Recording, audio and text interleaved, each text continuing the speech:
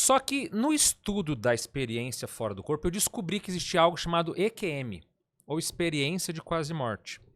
E qual que foi o meu grande... Eu não me lembro precisamente qual ano que foi. Mas eu me dei conta do seguinte, como é que um dia as pessoas, a sociedade, vai comprovar a vida após a morte? Sim, ninguém volta pra contar, né? Ou volta. Ou volta. Aí é que é o ponto. Eu entendi que a experiência de quase morte pode ser o grande atalho entre a ciência e a espiritualidade. Por quê? Porque eu te falei, olha, eu saí do meu corpo aos 18 anos. Você pode falar o quê? Você sonhou, Sim, você estava delirando, sim. enfim, você pode estar mentindo na pior das hipóteses. Agora, na experiência de quase morte, ela é um tipo de experiência fora do corpo. Quer dizer, a alma, o espírito, a consciência sair do próprio corpo. Só que não é espontâneo, ou não é autoinduzido como eu fiz. É na marra. A pessoa passa por um acidente. E nesse acidente pode ser os mais variados. Parada cardíaca, afogamento, qualquer acidente pode desencadear esse fenômeno. Acidente especificamente. Não pode ser uma Acidentes. morte natural que a pessoa foi ali e... Olha, quer dizer que não, morrer naturalmente não. Sempre é algum processo mais algo traumático. que impacta. Impacta. Ou seja, tem que ser algo fulminante.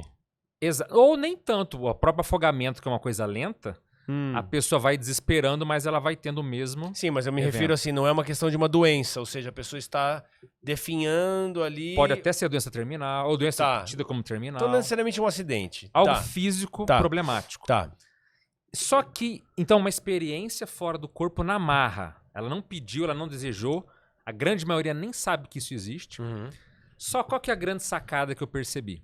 Quando você faz isso num hospital, tem toda uma parte médica que está observando você por trás. Então, olha só que coisa curiosa. Já para quem está falando, isso é delírio, o cérebro quando desliga está fazendo não sei o quê, tem aquelas conversas, né? Mas tem vários processos cirúrgicos, por exemplo, que quando o cérebro está sendo monitorado, o cérebro está a zero, ele não está funcionando. E para todo mundo entender, quando um cérebro não funciona, ele não pode nem alucinar. Nada. Eu gosto de dar o exemplo do computador desligado. Sim, tá shutdown, desligou. Só tá batendo Desligou. o coração, tá ligado na tomada. Exato. Mas tá desligado. É. Eu escutei o médico. Não, você não pode escutar. Eu ouvi... Não, você não pode ver nada. Acabou. Fisicamente é Entendi. impossível. Tá. Então quando alguém fala assim, doutor, durante a cirurgia, eu tava boiando ali no quarto, eu ouvi tudo que vocês falaram. Eu vi tudo que aconteceu. Às vezes ela sai da sala cirúrgica, vai para salas anexas, vê quem tá ali, ouve conversa, vê tudo. Aí ele volta e fala, aconteceu isso. O médico fala, não, é impossível. Mas então são em procedimentos anestésicos. Sim, ele tá em estado de coma, por exemplo. O corpo da pessoa está desligado. Em alguns casos, a pessoa é declarada oficialmente morta. Hora do óbito tal. A pessoa acaba voltando, mas até no necrotério já aconteceu. Sim. E fala tudo que aconteceu com ela, coisas transcendentes. Mas a anestesia, vamos lá, interessante mesmo, porque a questão da anestesia, até porque eu vou contar um caso meu, mas agora eu me lembrei de outro caso. Serei breve, porque você é quem tá aqui para falar, mas a anestesia... Me fala em detalhes, hein? Você gosta, né? A anestesia, ela é qualquer tipo de anestesia ou aquela com gás também desliga Qualquer o cérebro? tipo. Não, para a experiência de quase morte, independe o anestésico. Sabe qual é do gás que eu tô falando? Sim, sim. Aquela que quase dá risada e se apaga. Sim. Essa também é uma anestesia que desliga o cérebro? Qualquer anestesia, porque assim, aí é que é um ponto legal de se entender. Esse fenômeno não tem a ver com o corpo. É a nossa consciência transcendendo fora dele. Cara. Porra. É fora. Mas o meu corpo tá tudo arrebentado ali. Tô tendo internamente você tá passando por um derrame. Não importa o que o corpo tá passando. A consciência sai fora dele e ele age independentemente do corpo. Então, se é anestésico, se ele tá em coma, tanto faz. O fato é... Aí vamos definir o que é EQM, porque eu já só falei que é uma saída do corpo. Sim. Mas nessa saída do corpo, a pessoa pensa, tem emoções. Sim. É como eu sempre falo, se fosse o cérebro que pensa, eu seria um imbecil. Meu cérebro eu tô ali, mas eu tô pensando aqui. Meu cérebro tá lá, como é que eu tô aqui? Como é que eu tô tendo emoções? Como é que eu tô eufórico? Então, como é que eu tô com medo, né? Tô com medo.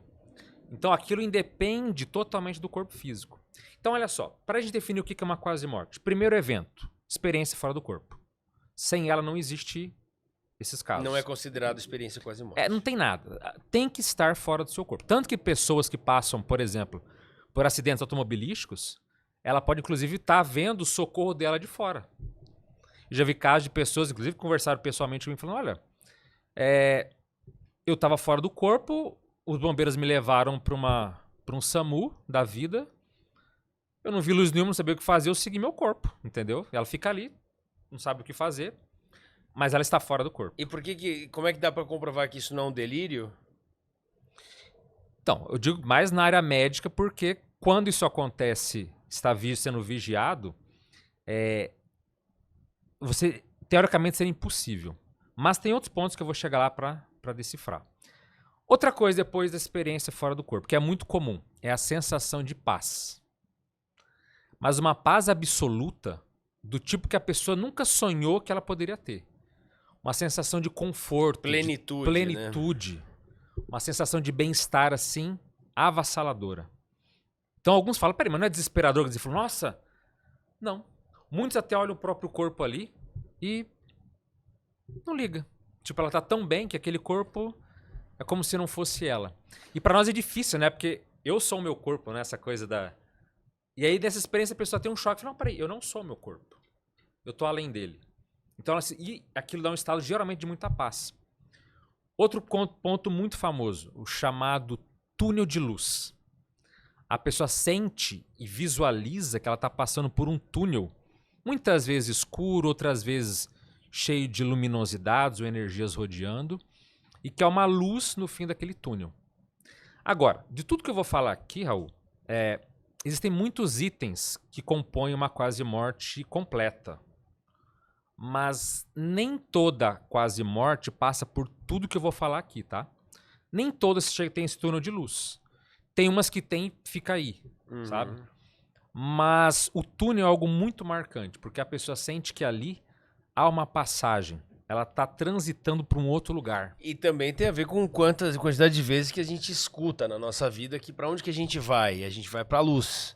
Também. Isso que eu falo. Até que ponto é real essa luz para onde a gente vai, ou para as trevas? Aí depende da espiritualidade, a gente vai falar disso também. Sim. Mas como é que... Por isso que eu te falo, é algo que o nosso cérebro nos engana, porque a gente já ouviu tanto falar e de repente está naquele momento onde o cérebro está quase desligado, porém não totalmente desligado. Tô colocando argumentos aqui, não tô te questionando, tá? Sim, sim. Mas para tentar entender. Ou seja, o cérebro está quase desligado, mas ele não está totalmente desligado. O pouco que resta ligado, ele entende que tá indo para tá em algum outro lugar que eu lembro do que falaram. Como é que é isso que é difícil de entender? Tá, deixa eu explicar os Claro. pontos, aí eu volto para falar o porquê que não é meramente cerebral. Tá bom. Então, o túnel de luz, passou por ele. Geralmente a pessoa quando sai desse túnel, ela tende a ir para um local muito bonito ou paradisíaco, que alguns religiosos poderiam chamar que seria o paraíso, ou um reino celestial, uma comunidade extrafísica. Mas o fato é que tem locais que são de uma natureza lindíssima, como se tudo fosse vivo. Alguns encontram parentes falecidos. E encontrar não é assim, não, é abraçar, tocar. É muito emocional muitas vezes. É muito comum também encontrar o famoso ser de luz. Na IKEM chama ser de luz, mas você pode chamar de mentor, guia. Anjo é um termo já meio distorcido, mas eu gosto de chamar de amparador. Tá. Amparador é o ser, o mentor que auxilia aquela pessoa, um benfeitor. Que é alguém que de fato irradia uma luz muito forte, que tem um senso de afetividade pela pessoa, um nível de ética bem avançado. O que é comum também acontecer? Isso aí também é meio forte e muda as pessoas. Tem um fenômeno que é talvez o mais comum de todos, chamado revisão da vida. Que passa o filme da vida na tua frente? Putz. O nome atual chama visão panorâmica. Por que é visão panorâmica? A pessoa revê do nascimento até aquele momento. Mas ela revê tudo que ela pensou, tudo que ela fez, memórias perdidas, infância, tudo que você pensar, nada passa em branco. Ah, fiquei um mês. Não, você lembra tudo. Só que é um fenômeno complexo por quê? 2 pontos. O tempo, ele flui diferente. Então, se você tem 30 anos, você não vai ficar revendo 30 anos, cada dia, cada pensamento, mas rever. Só que, ao mesmo tempo que ele flui diferente, é extremamente profundo. Então a pessoa fala, nossa, não lembrava isso da minha infância, não lembrava aquilo que eu fiz. Ele escolhe pontos específicos, toda mas... a vida inteira. Mas quando você vê isso, qual que é o grande tchan? Você tem clareza e transparência de tudo que aconteceu na sua vida. Você sabe se você está feliz, se você está incomodado, se tem... Você sabe tudo. Você fala, a minha vida é transparente. E aí, às vezes, entra o maior juiz de todos. Sabe qual que é o maior juiz do universo? Nós mesmos. Nós mesmos. Ninguém precisa falar nada. A pessoa sabe exatamente como a vida dela tá. E outro ponto que é complexo do segundo quesito é que nessa revisão da vida é muito comum, até um ponto que não é cerebral, para a pessoa também, ela consegue identificar as emoções dos outros. Então, se você foi bom para uma pessoa, você sente a gratidão dela, a afetividade, o carinho. Se você foi grosseiro com alguém, você sente a raiva, a mágoa, a tristeza. Então, nessa revisão, a pessoa vai percebendo a influência emocional que ela causa nas pessoas.